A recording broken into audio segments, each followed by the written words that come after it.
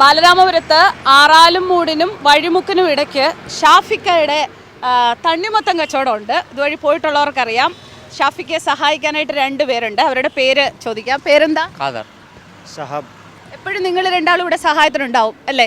ഇവരെ എങ്ങനെ വിശ്വസിക്കാമോ? വിശ്വസിക്കാം. എത്ര നാളായി കച്ചവടം തുടങ്ങിയിട്ട്? 25 വർഷമായി. എന്തൊക്കെ ടൈപ്പ് ഓഫ് തണ്ണിമത്തനുണ്ട് ഇവിടെ? തണ്ണിമത്തനിൽ 28 ഐറ്റം ഉണ്ട്. ഇപ്പം നിലവിൽ 2 ഐറ്റം ഉണ്ട്. പിന്നെ എല്ലാ സമയത്തും ലോഡ് വന്നുകൊണ്ടിരിക്കും. ലോഡ് ഞങ്ങൾ വിറ്റുകൊണ്ടിരിക്കും. ഇവിടെ ഈ ജ്യൂസ് കൊടുക്കുന്നത് ഈ ഏത് ഐറ്റമാ? ഖാദർ പറയണം. സാധാ തണ്ണിമത്തൻ. അതിന് നമ്മൾ വെറൈറ്റി യൂസ് ചെയ്യാറില്ല. ഇല്ല, അത് വില കൂടുതലാവും. അത് ആൾക്കാർക്ക് ഇഷ്ടമല്ലാത്തതുകൊണ്ടാണ്. വില കൂടുതലാവും. ഓക്കെ, നിങ്ങൾ അകത്തും മഞ്ഞയുള്ള തണ്ണിമത്തനെ പറ്റി പറഞ്ഞല്ലോ. അപ്പം അതിന് സാധാരണ ഈ റോസിനെ അപേക്ഷിച്ച് അതിന് മധുരം കൂടുമോ? മധുരം കൂടുതലുണ്ടാവും. അതിന് എത്ര രൂപ കൂടും? അതൊരു കിലോ 5 രൂപ കൂടും. കുറച്ചുകൂടെ? കുറച്ചുകൂടെ? 5 രൂപ. 5 രൂപ കൂട്ടിയേ കൊടുക്കൂ. ഈ തണ്ണിമത്തം വെച്ച് കുറെ കാശുണ്ടാക്കിയല്ലേ? ഉണ്ടാക്കി. കുടുംബം പച്ച പിടിച്ചു. കുടുംബം മാന്യമായി ജീവിച്ചു പോകുന്നുണ്ട്. കോടീശ്വരനായോ? ഇല്ല. ഇവരെ കൂടെ 5 വർഷമാകുണ്ട്. എങ്ങനെയുണ്ട് മുതലാളി? സൂപ്പർ. നല്ല പൈസ തരും. വഴക്കു പറയോ?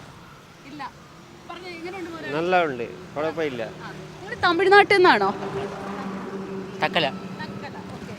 പറയണേ, ഇങ്ങനെ ഒരു തണ്ണിമത്തം കച്ചവടത്തിലേക്ക് വരാനുള്ള സാഹചര്യം എന്തായിരുന്നു ഷാഫിക്കായ്ക്ക്?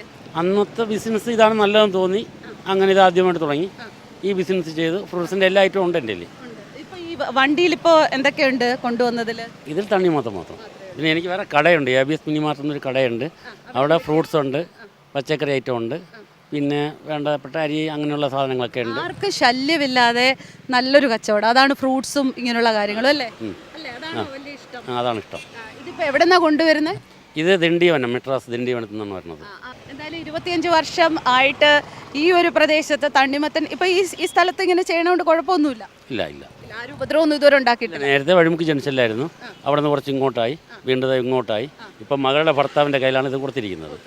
ഷാഫിക്കയുടെ തണ്ണിമത്തൻ കച്ചവടത്തിന്, അതായത് തണ്ണിമത്തൻ കച്ചവടം നടക്കുന്ന ഇവിടെ നിന്ന് തണ്ണിമത്തം വാങ്ങിക്കുന്നവരുണ്ടാവും, ജ്യൂസ് വാങ്ങിക്കുന്നവരുണ്ടാവും. അവരിൽ ഒരു കുറേ നാളായിട്ട് ചേട്ടൻ്റെ കസ്റ്റമേഴ്സ് ആയിട്ടുള്ളവരുണ്ടോ? ഇഷ്ടംപോലെ കസ്റ്റമറുണ്ട്, ഇഷ്ടംപോലെ കടക്കാർക്ക് ഞാൻ കൊടുക്കുന്നുണ്ട്.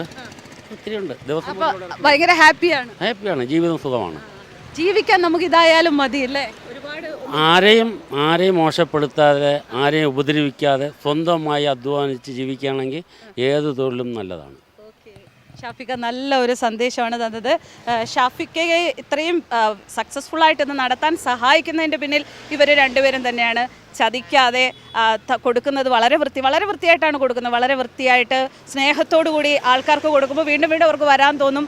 പിന്നെ ഇതിൽ കൂടുതൽ ലാഭം എടുക്കുന്നില്ല, ശരിയായിട്ടുള്ള പൈസ മാത്രമേ വാങ്ങിക്കുന്നുള്ളൂ. എന്തായാലും വളരെ സന്തോഷം. ഈ ഒരു കൂട്ടുകെട്ട് ദീർഘകാലം തുടരട്ടെ.